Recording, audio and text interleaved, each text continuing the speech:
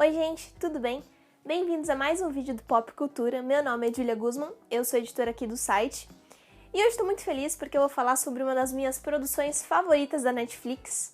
Claro que isso envolve também a primeira temporada, mas o vídeo de hoje é sobre A Maldição da Mansão Bly. A série faz parte da mesma antologia da Maldição da Residência Hill, que também foi lançada pela Netflix em 2018. E o que significa isso, fazer parte da mesma antologia? Basicamente, as duas séries meio que fazem parte do mesmo universo, só que uma não é continuação da outra. Ainda assim, a Mansão Bly tem várias referências à Residência Hill, algumas falas são a mesma coisa, outras características que a gente pode perceber no decorrer da série, mas isso aí é assunto para um outro vídeo que eu tô planejando fazer, então se você também gosta muito dessa antologia, já se inscreve aqui no canal para ficar ligado por dentro dos vídeos.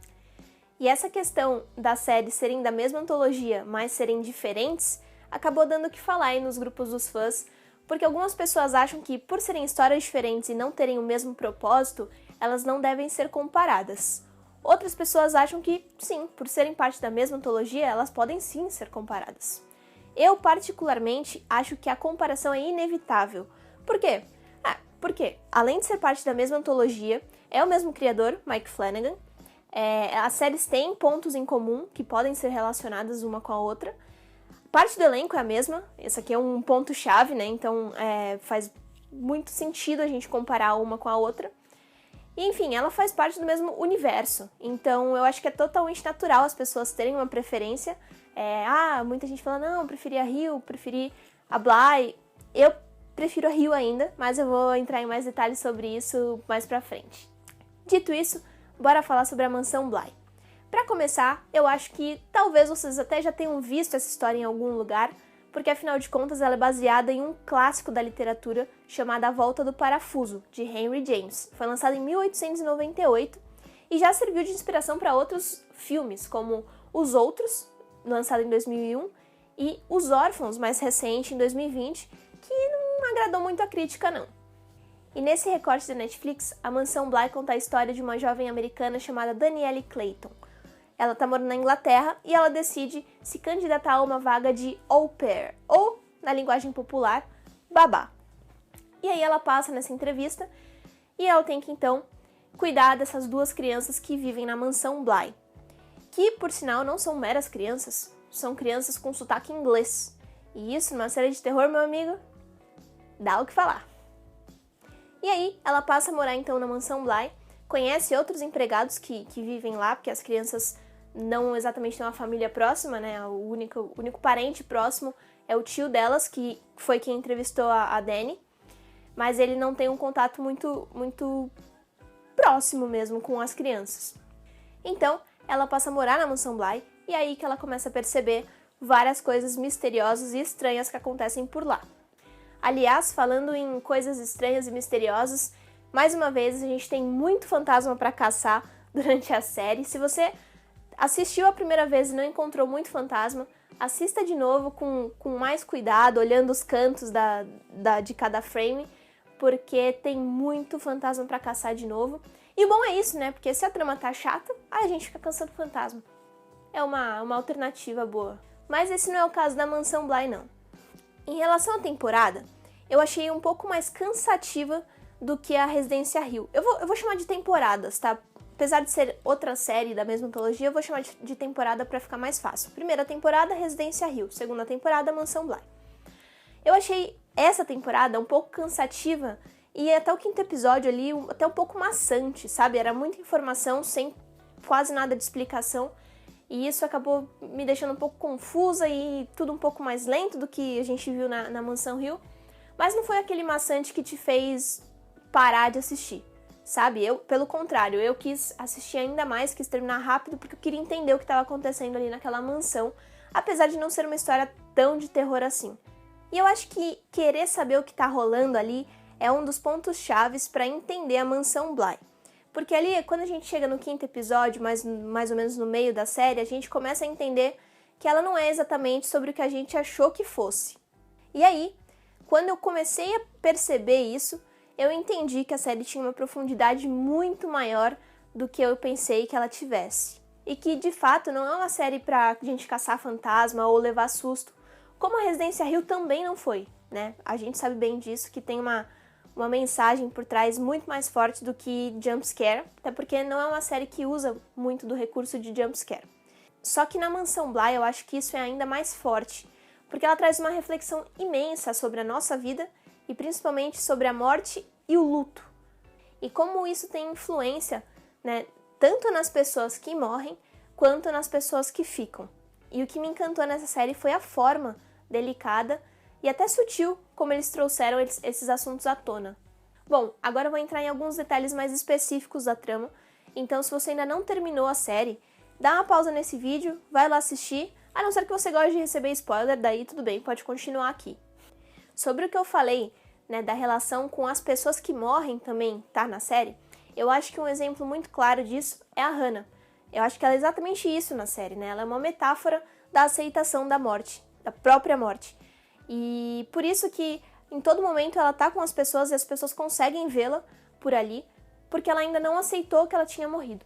E a partir do momento que ela se vê no poço e ela vê o que aconteceu, ela passa a aceitar que ela morreu, e aí que realmente ela vira um fantasma da Mansão Bly. Mais um fantasma da Mansão Bly.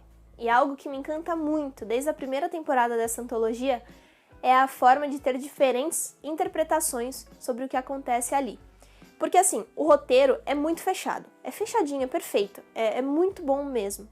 Só que ainda assim, ele consegue deixar algumas coisas com diferentes interpretações por parte de quem assiste.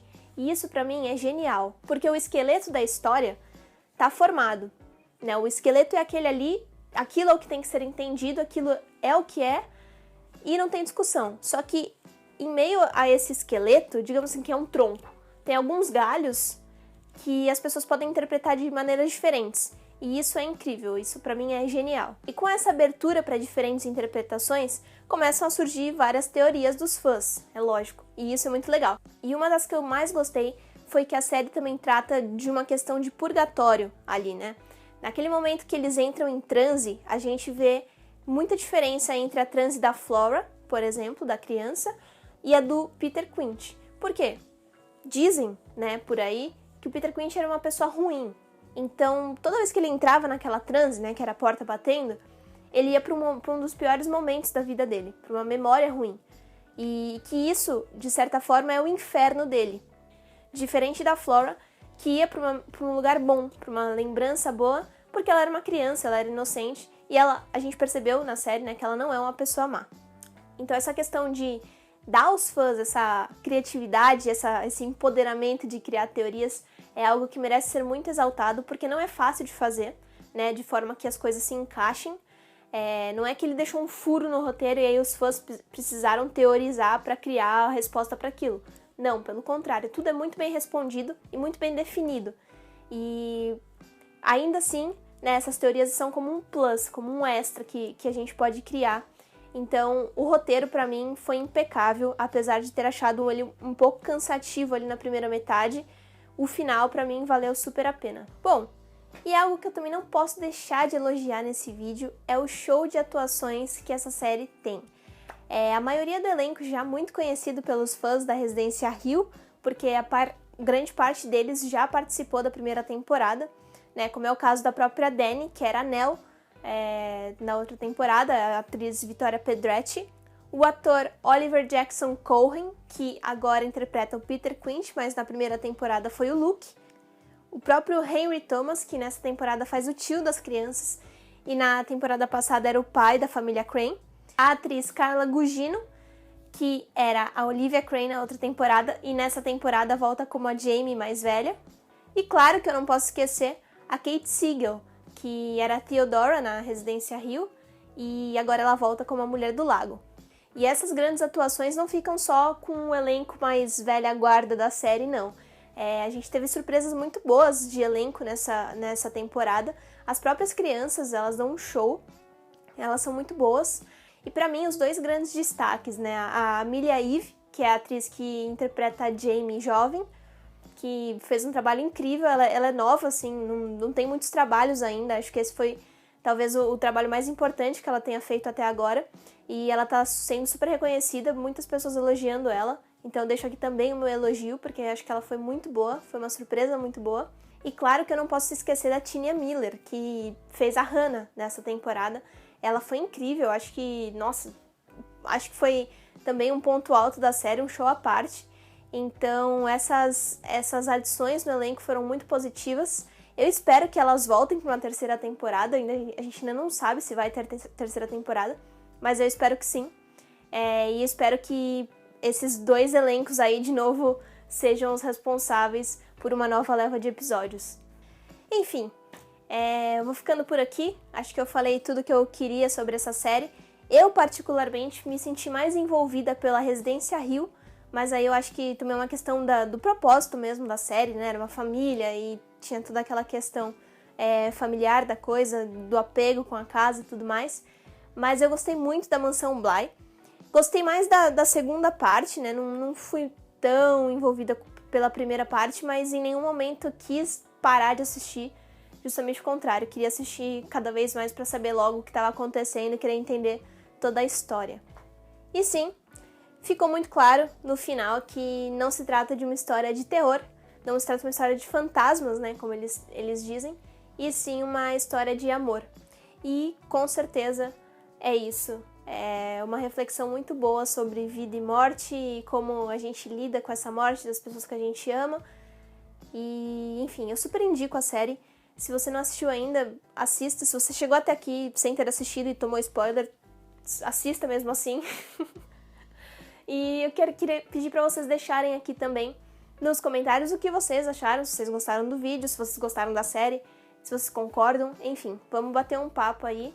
Eu pretendo fazer mais vídeos sobre a Mansão Bly, como eu já disse, pretendo fazer um sobre as conexões com a Residência Hill, porque tem algumas e acho que dá um conteúdo bem legal.